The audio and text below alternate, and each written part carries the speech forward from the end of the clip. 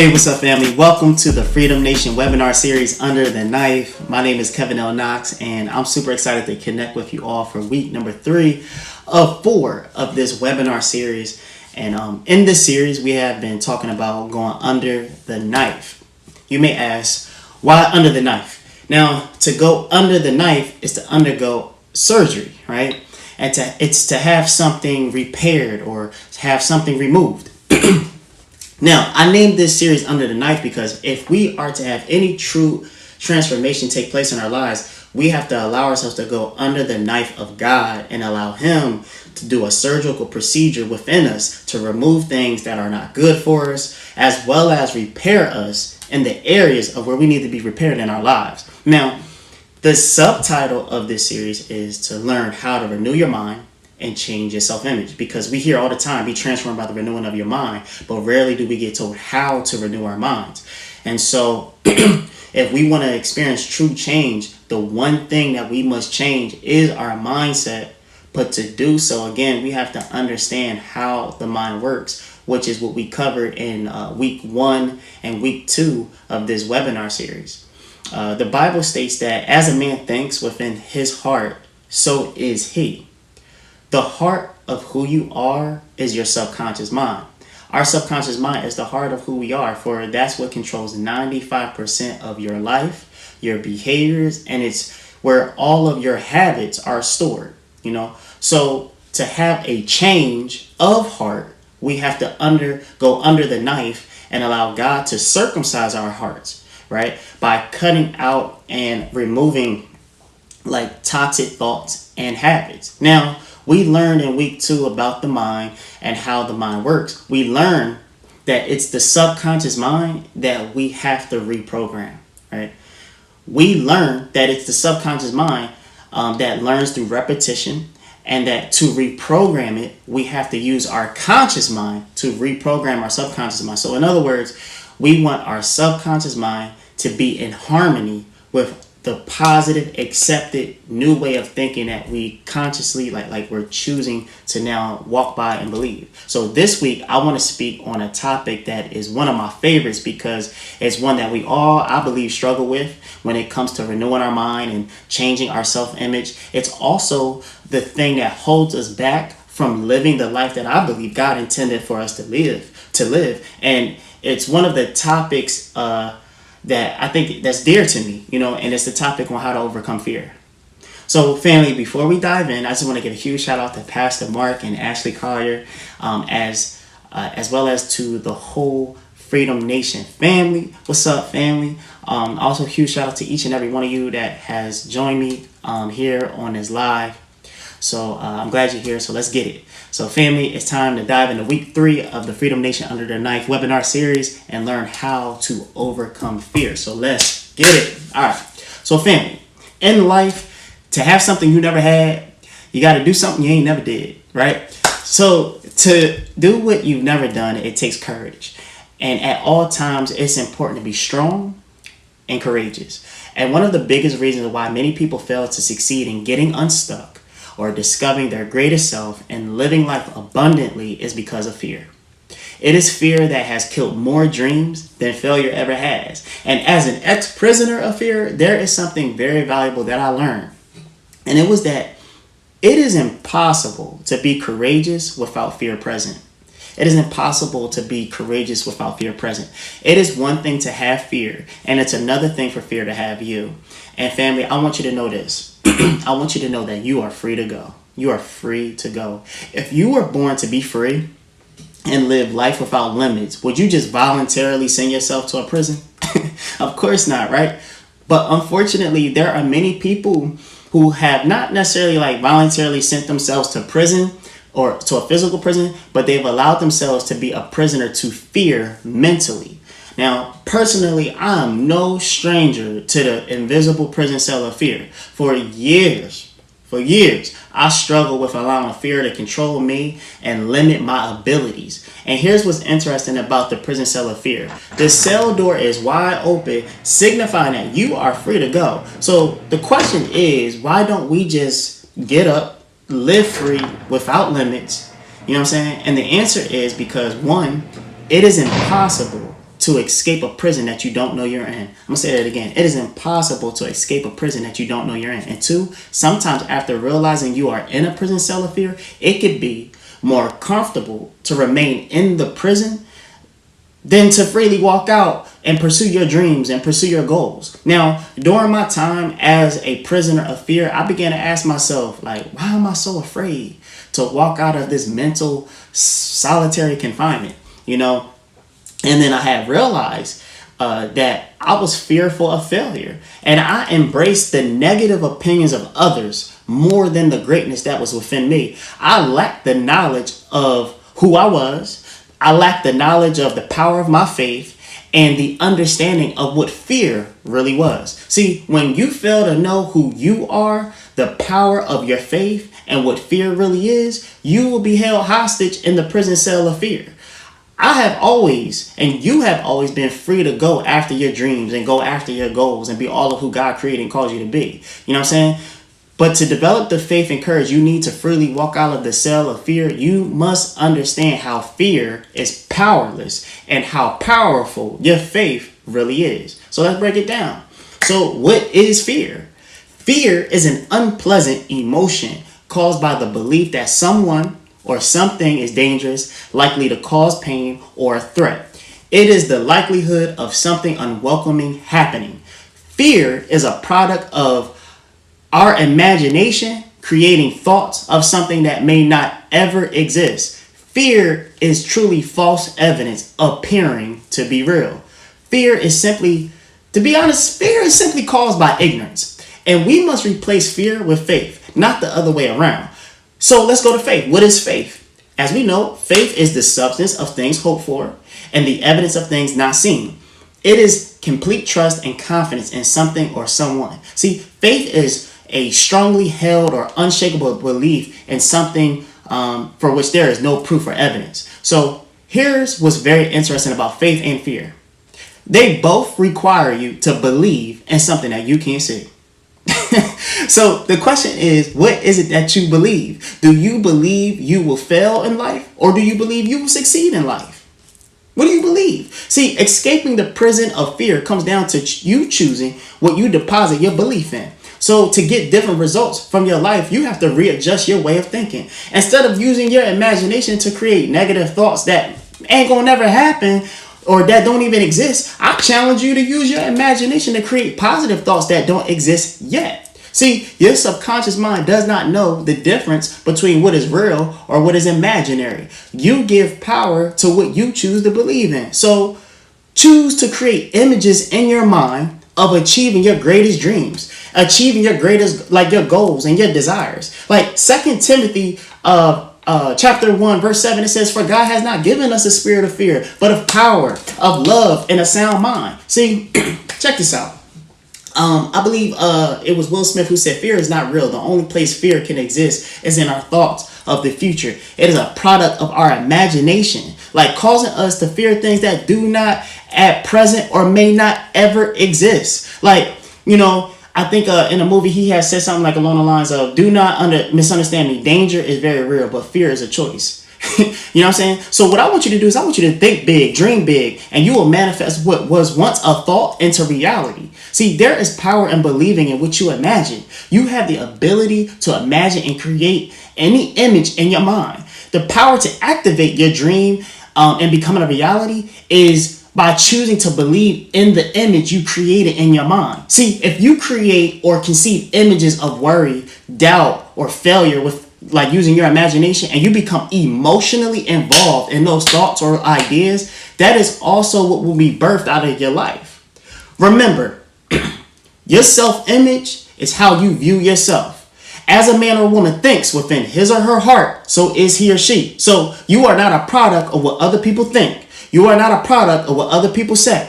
You are not even a product of your circumstance. You are a product of whatever it is that you choose to believe. So again, the real question is this. It's also going to come back to, what is it that you believe? Like, what do you believe? Like when I was younger, I used to be terrified of the boogeyman. Like, y'all, and don't be trying to play me, y'all. But it was just when I was younger. And my aunt Tiffany, my aunt Sasha used to torture me out of fun. You know what I'm saying? When I was younger, I remember they used to say like, "Yo, Kev, the boogeyman gonna get you." You know what I'm saying? And now check this out. I ain't never seen a boogeyman. You know what I mean? I never seen a boogeyman in my life. But as a kid, you know, I would use my imagination and I would create an image in my mind of what the boogeyman looked like. And as a result, I chose to believe in the image I created in my mind. I became fearful of the boogeyman based on a thought I chose to use creating my imagination. Huh? What? Lisa, what's up? I just had a bad dream. Oh, sure. You just lie down and tell me all about it. Well, I know it's absurd, but I dreamed the boogeyman was after me, and he's hiding. Boogeyman! You nailed the window shut! I'll get the gun! Ah! Art, I don't want to alarm you, but there may be a boogeyman or boogeymen in the house! Ah!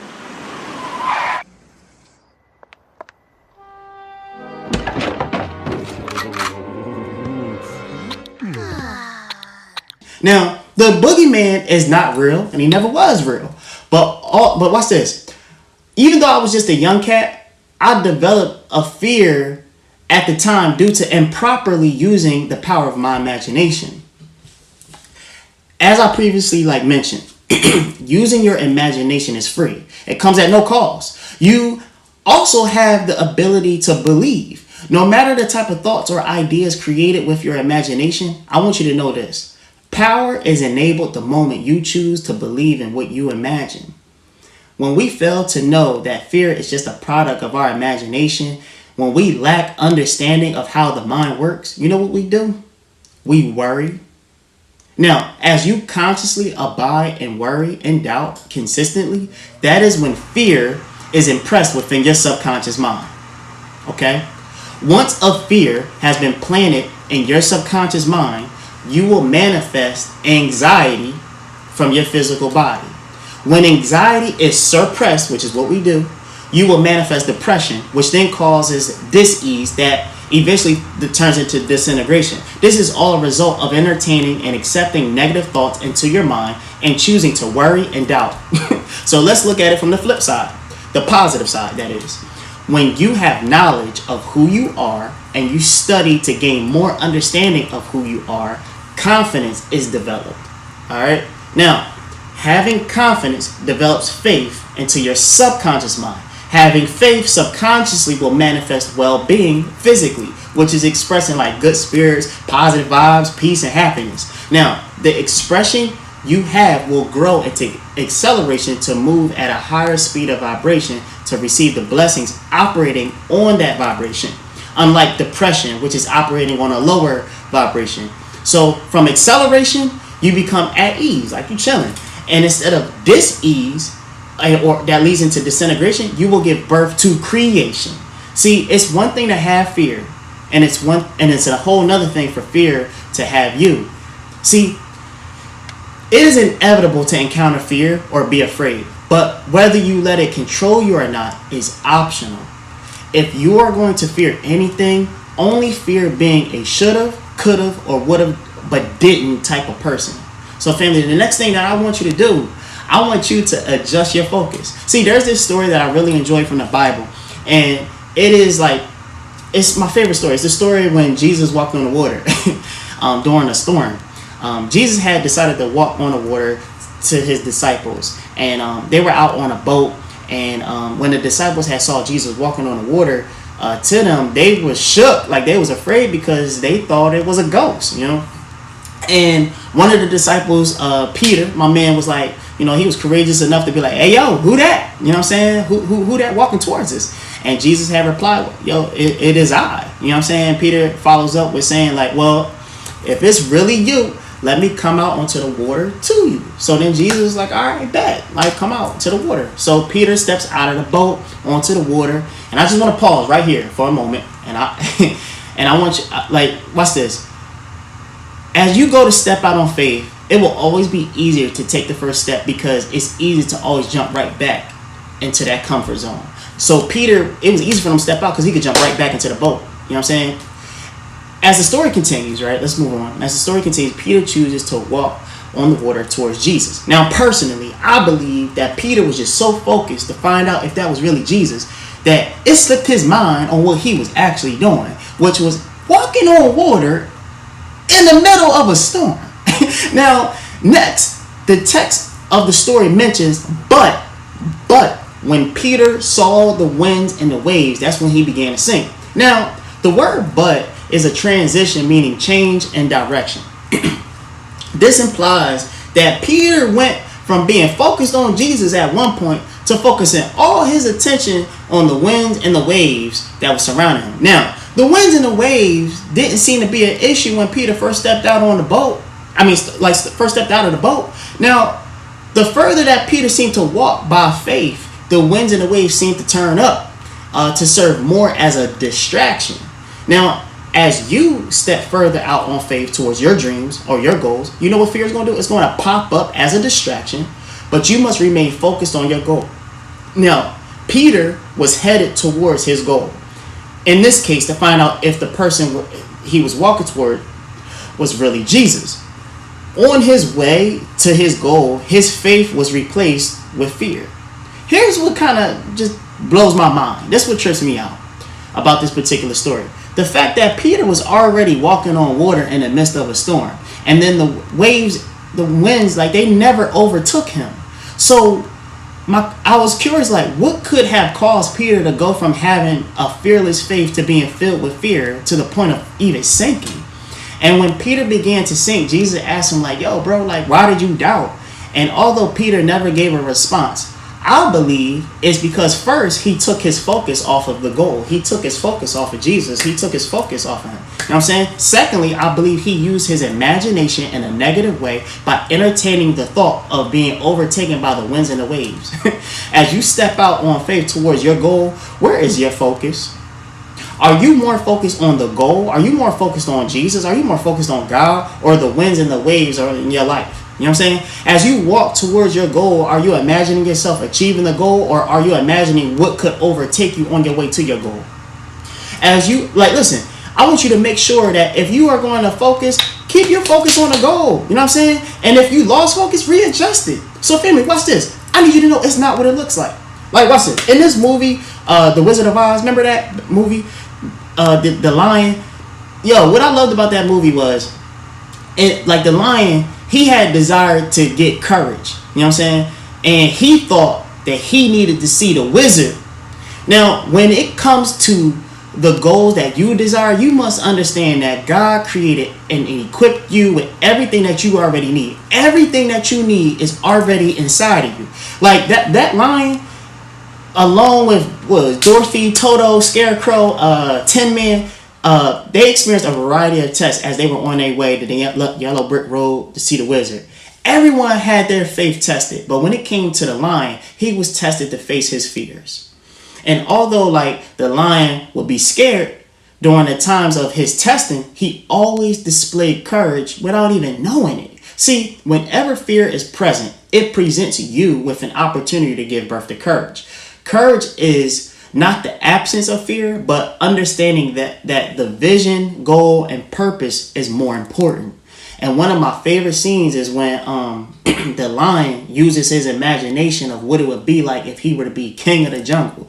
Now, as the lion used his imagination, he became what he imagined. Listen, as he used his imagination, he became what he imagined. He became courageous. At the end of the movie, the lion, along with Dorothy, Toto, the Scarecrow, and the Tin Man, they had a chance to meet the wizard, right? But as they spoke with him, they was all scared and tripping and stuff. But then they soon discovered that the wizard wasn't nothing but just a small man behind the curtain. Now, when it comes to your fear, I need you to know it's not what it looks like. Fear is a professional decorator that will dress itself up to make it seem more than what it really is. Just as the wizard was just a small little man behind the curtain disguising himself to be bigger and more than what he really was, that's exactly how fear is. Look, family, the decisions you make today is what determines your tomorrow. And I want to encourage you to make a decision today that your future self will thank you for. Look, I want you to make the decision today that you are going to face and confront and overcome your fears. You have limitless power, and there is nothing that you can't do. Listen, all things are possible to those who believe. Can you just keep believing? Can you faith it till you make it? Like, fear wants to put limits on you, but you are limitless. And the only limits that you have are the fears that you choose not to face. And it is time for you to let your faith be greater than your fear. It's time for you to stop settling to only exist and now live the life abundantly as God intended for you to have. Like, one day you will die. You know what's crazy? Your fears ain't gonna matter. The only thing that's gonna matter is how you live. So I encourage you, be encouraged to live your life free, limitless, and fearless. So family, I want to wrap things up by getting ready to tell you, listen, I want you to courageously shoot your shot. See, fear is not real. It's powerless. The only power fear has is the power that you choose to give to it. So you must starve your fears and feed your faith. Like, I once used to feed my fears all the time with just this one question. What if? I would ask myself, what if? Like, what if I fail? What if I fall? What if I'm not good enough? You know what I'm saying? And I remember, what was it? And like, I was in high school and I used to play basketball. And I remember one day I had like this really crazy, like terrible game. And I wasn't making any of my shots. And eventually I became mentally I was just out of it. And during the game, I would have times where like I would have the ball passed to me. I'd be wide open. I'd get the ball, boom, wide open. And I was so mentally out of it, thinking the question, what if, that I would, instead of taking the shot, like taking the opportunity to take my shot, a wide open shot at that, I think that question, what if? And like, what if I miss? What if I get embarrassed? And it was because of fear that I would just take the ball and I would pass up the opportunity to score. And as many today, you know what they do? They pass up their opportunity to take their shot at their dreams, to take their shot at achieving their goals because of that same question, what if? You know, and I remember during a timeout, a teammate of mine came up to me and he was like, hey, yo, bro, I want you to shoot the ball by faith that you're going to make it and not miss it. He told me, start shooting with it will go in mindset. And he was like, yo, man, shoot the win, shoot the score, shoot with purpose to succeed. And I don't know why, but for whatever reason, what he said changed my perspective, not only on that particular basketball game, but in life. And before, when I received the ball, I would think like negative what if thoughts, you know what I'm saying? But after the encouragement that I had got from my teammate, I had decided to courageously go ahead and shoot my shot. And when I shot my shot, I didn't shoot it with I hope I make it mindset. Like, I hope this goes in. Like, you know what I'm saying? But I chose to shoot it with I will make it. Like, I shot it with that confidence, you know what I'm saying? And needless to say, I'm gonna be honest, I made the shot, you know what I'm saying? And so look, what I need you to do is I need you to stop passing up the opportunity to take your shot. I need you to courageously shoot your shot, because guess what? It's time for you to score and it's time for you to win. So do me a favor. Take a moment to create an I will list. Get a pen and paper and write down a list that should start with the words I will, and then follow it up with what you will accomplish in your life and what you will not let fear control. All right, family? So family, this concludes week number 3 of 4 of the Freedom Nation Under the Knife webinar series. So I just want to say thank you to each and every one of y'all for tuning in. Also, make sure y'all tune in and join us for our Sunday worship service right here on Facebook Live and YouTube Live at Freedom Nation Live at 12:30 p.m. Eastern Standard Time. Then meet me here back next week to close out the Under the Knife webinar series on Thursday at 7:30 p.m. Eastern Standard Time. So I love y'all, man, family. I will see you Sunday and next week.